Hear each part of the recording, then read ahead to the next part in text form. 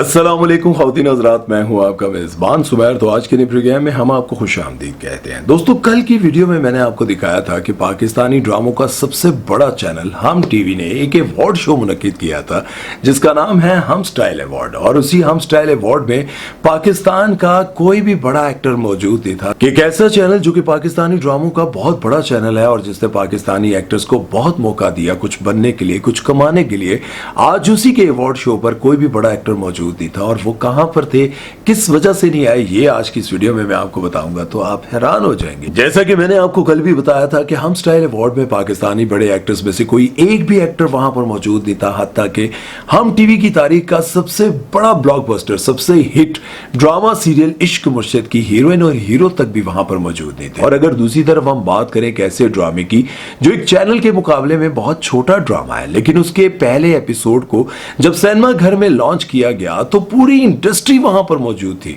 और सब हैरान थे कि एक तरफ हम टीवी जो कि पाकिस्तानी ड्रामों का सबसे बड़ा टीवी चैनल है, जिसने आम से फनकारों को बहुत बड़ा फनकार बना दिया और बड़े फनकारों को इतना मौका दिया कि वो करोड़पति बन गए। इतना चांस देने वाला वो चैनल एक बहुत बड़ा अवार्ड शो मुनक्किद करता है जहां पर बड़े फनकारों में से कोई भी मौजूद नहीं था।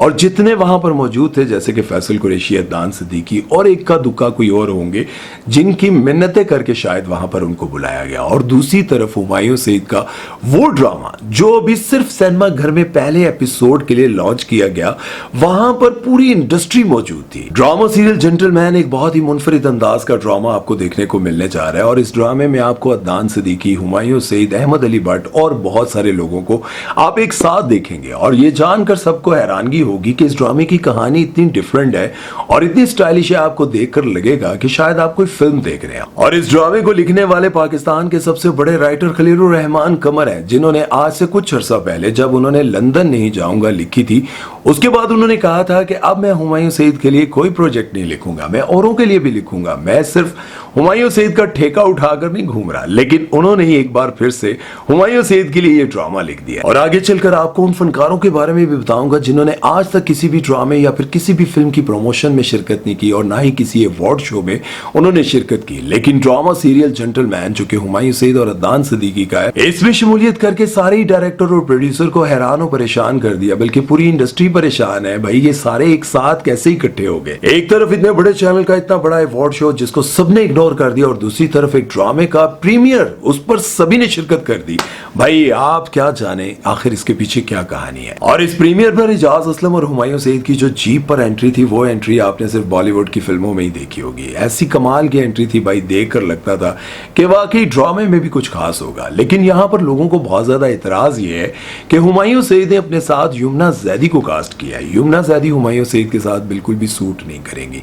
लेकिन मैं आपको वजह बताता चलूं, ये बात सच है कि हुमायूं सईद और युमना जैदी का कपल शायद सूट ना करे, लेकिन आप लोगों को ये बात नहीं पता जब ड्रामा सीरियल तेरे बिन चल रहा था और उस वक्त युमना जैदी अपने कैरियर के पीक पर थी और सभी उनको बहुत ज्यादा पसंद कर रहे थे, हुमायूं सईद ने उसी वक्त इस ड्रामे की रिकॉर्डिंग स्टार्ट की थी और वो कभी भी नहीं चाहते थे कि उनके साथ कोई नॉर्मल सी एक्ट्रेस आए। उन्होंने देखा कि युमना जैदी इस वक्त सबसे ज्यादा टॉप पर जा रही हैं और इन्हीं का नाम हर तरफ गूंज रहा है, तो हुमायूं सईद ने अपने साथ युमना जैदी को कास्ट किया। अब देखेंगे कि वो उनके साथ सूट करेंगी या नहीं करेंगी, लेकिन देखने वाले सभी ये कहते हैं कि हुमायूं सईद के साथ युमना जैदी अच्छी नहीं लगेंगी। बहरहाल इस बारे में आप लोग भी अपनी राय दे सकते हैं। और दूसरी तरफ अगर हम बात करें फिरोज खान की, तो आप सभी जानकर हैरान होंगे कि फिरोज खान जो काफी अरसे से किसी भी अवार्ड शो पर या फिर किसी भी प्रमोशन पर नजर नहीं आते, वो भी वहां पर मौजूद थे और सभी को उन्होंने हैरान कर दिया। आप लोगों को याद होगा आज से कुछ अर्सा पहले लक्स स्टाइल अवार्ड हुए थे और उसमें फिरोज खान की फिल्म टिच बटन के लिए उनको अवार्ड मिलना था, उनको नॉमिनेट किया गया था और उनको पता था कि वो अवार्ड जीत चुके हैं। और वो जैसे ही अवार्ड शो के हाल के करीब पहुंचे तो उनको रोक दिया गया और उनको कहा गया कि आप अंदर नहीं जा सकते, अगर आप अंदर गए तो सारे ही फनकार वहां से उठ जाएंगे। और उसकी वजह यह थी कि वहां पर बैठे हुए सारे ही लोग इस बात पर यकीन करते थे कि फिरोज खान अपनी वाइफ पर तशद्दुद करता है, क्योंकि आप जानते हैं कि उनकी एक्स वाइफ ने उन पर इल्जाम लगाया था कि मेरा शौहर मुझे बहुत ज्यादा मारता पीटता है, दुनिया के सामने अच्छा बनने वाला शख्स हकीकत में बहुत ज्यादा जालिम है। इस वजह से इंडस्ट्री के बहुत सारे लोग फिरोज खान के खिलाफ हो गए थे और फिरोज खान वहां से वापस चले गए थे और उनका अवार्ड उनकी बहन हुमायमा मलिक ने रिसीव किया था। और एक और भी मेरे पास बहुत अहम और खास खबर यह है कि जब इंग्लैंड में अवार्ड हो रहे थे और पूरे पाकिस्तान के एक्टर्स वहां पर जा रहे थे और फिरोज खान और उनकी वालदा और उनकी बहन हुमायमा मलिक ने टिकट तक करवा लिए थे, ये भी रवाना होने वाले थे और उस वक्त उनको उस नॉमिनेशन से ही निकाल दिया था जिस पे उनको अवार्ड मिलना था। फिरोज खान बहुत दुखी हुए थे और सोच रहे थे कि मेरे साथ काम करने वाले आज मेरे खिलाफ इतने क्यों हो गए। अब जरा हम बात कर लेते हैं इस ड्रामे के राइटर खलीलुर रहमान कमर के बारे में। तो जैसा कि आप सभी जानते हैं कि खलीलुर रहमान कमर जब भी कभी अपनी कोई फिल्म या फिर ड्रामा कुछ भी लॉन्च करते हैं, जब भी उनका कोई ड्रामा आता है तो उसकी प्रमोशन में हर जगह आपको खलीलुर रहमान कमर नजर आते हैं और वो अपने ड्रामे को खुद कह रहे होते हैं कि मेरा ड्रामा मेरा ड्रामा मेरा ड्रामा। ना तो डायरेक्टर, ना ही प्रोड्यूसर और ना ही किसी और का नाम आ रहा होता है, लेकिन खलीलुर रहमान कमर साहब हर जगह सारे फनकारों को बिठाकर खुद ही बोल रहे होते हैं, खुद ही सब कुछ कह रहे होते हैं कि मेरा ड्रामा मैंने ऐसे किया, मैंने ऐसे किया। लेकिन अब आपको काफी अरसे से खलीलुर रहमान कमर किसी भी प्रमोशन में नजर नहीं आते, क्योंकि फनकारों को बहुत ज्यादा इतराज होता था कि जब भी खलील साहब के साथ काम करते हैं और उनकी कोई फिल्म या फिर ड्रामा आने लगता है तो वो किसी को बोलने का मौका ही नहीं देते। हर जगह वो यही कह रहे होते हैं कि मेरा ड्रामा मेरी फिल्म, मेरा ड्रामा मेरी फिल्म। और वो इतना ज्यादा गुरूर और इस तरह से बात करते थे कि लोगों को अच्छा नहीं लगता था। और अब मुझे यूं लगता है कि हुमायूं सईद की उनके साथ ये बात तय हो गई है कि कोई भी फिल्म या फिर ड्रामा आप मेरे लिए लिखेंगे तो आप उसकी प्रमोशन में मौजूद नहीं होंगे।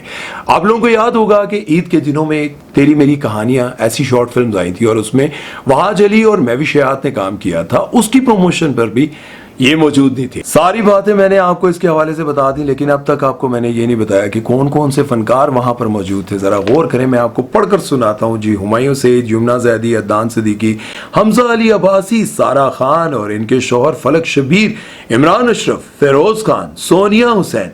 और आपको यहां पर यह भी बताता चलूं कि सोनिया हुसैन कोई भी ऐसा अवार्ड शो नहीं है जिसमें वो मौजूद नहीं होती थी, लेकिन इस बार वो हम स्टाइल अवार्ड में भी मौजूद नहीं थी। और साथ में बुशरा अंसारी, बैरोज सब्जवारी और इनकी बीवी, फैसल कुरैशी, हीरा मानी और इनके शौहर मानी, रमशा खान, शहरियार मुनव्वर, नादिया खान और इनकी बेटी। नादिया खान की मुझे एक बात समझ में नहीं आती, वो हमेशा कहती हैं कि मैं अपनी बेटी को इस फील्ड में नहीं लाना चाहती और ना ही मैं उसको कभी आने दूंगी, लेकिन कोई ऐसा प्रोग्राम नहीं है जहां पर वो अपनी बेटी को साथ लेकर नहीं आती। दोगलापन मैनू चंगा नहीं लगता। आसिफ रजा मीर भी वहां पर मौजूद थे, उसामा खान, एजाज असलम और सादिया इमाम। बड़ी बात है, और भी बहुत सारे लोग मौजूद थे, लेकिन मुझे यूं लगता है कि इंडस्ट्री की जो करीब है, इंडस्ट्री के जो बड़े बड़े फनकार हैं, सभी वहां पर मौजूद थे। क्या बात है। इससे ये बात साबित होती है कि पैसा, दौलत, शोहरत से ज्यादा आपकी दोस्ती जो है वो मैटर करती है। आप किसके साथ कैसा रवैया रखते हैं। आप लोगों को याद होगा, मैंने अपनी एक वीडियो में आपको बताया था कि अदनान सिद्दीकी जो है वो बतौर इंसान बहुत अच्छे इंसान है। एक डायरेक्टर हैं जिनके हालात काफी डिस्टर्ब थे और मेरे सामने बैठकर उन्होंने अदनान सिद्दीकी को कॉल की। हालांकि उन्होंने उनके साथ इतना ज्यादा काम भी नहीं किया था, वो गिर गया। खैर, उन्होंने उनके साथ इतना ज्यादा काम भी नहीं किया था, लेकिन उन्होंने जब उनको कॉल करके ये कहा कि मेरे जरा हालात आजकल डिस्टर्ब हैं, तो आप यकीन करें अदनान सिद्दीकी ने फौरन उनको 1 लाख रुपया दे दिया था। इसका मतलब ये हुआ कि अदनान सिद्दीकी और हुमायूं सईद ने पैसे के साथ साथ इंडस्ट्री के सारे लोगों के साथ अपनी दोस्ती बहुत बना के रखी है। और यही वजह है कि आम जिंदगी में भी जब आप लोगों के साथ अपना ताल्लुक अच्छा बनाते हैं, रिश्तों के साथ चलते हैं और उनके साथ प्यार मोहब्बत के साथ रहते हैं, तो वो आपके साथ खड़े होते हैं। और जो लोग सिर्फ पैसे के पीछे भागते हैं, जो लोग सिर्फ ताकतवर लोगों के पीछे भागते हैं, एक वक्त आता है वो बिल्कुल अकेले रह जाते हैं। मैं ये समझता हूं कि जब हुमायूं सईद और अदनान सिद्दीकी का ये ड्रामा जेंटलमैन लॉन्च हुआ है और सारे फनकार वहां मौजूद थे, तो इससे ये बात जाहिर होती है कि हुमायूं सईद, अदनान सिद्दीकी की फनकारों के साथ जो रिलेशन है वो बहुत अच्छा है, क्योंकि उन लोगों ने हम टीवी अवार्ड शो को इग्नोर करके यहां पर शिरकत की।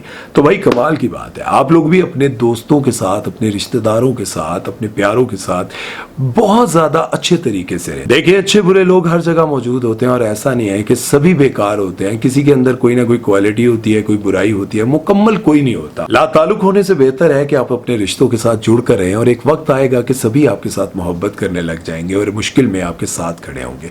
उम्मीद है कि आज का वीडियो आप लोगों को अच्छा लगा होगा, और अगर अच्छा लगा तो हमारे चैनल को सब्सक्राइब, वीडियो को लाइक, शेयर करना मत भूलिएगा।